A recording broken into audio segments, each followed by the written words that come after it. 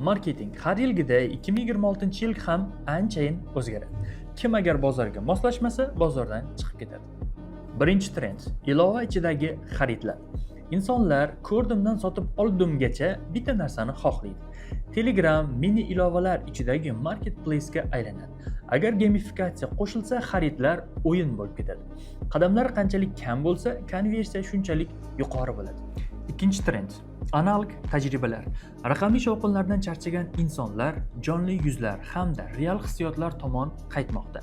Telefonlarsiz tadbirlar, yopiq uchrashuvlar, onlayn leksiyalar yangi qadriyatlarga aylanib bormoqda. Uchinchi trend: personalizatsiya, ya'ni g'amxo'rlik sifatida.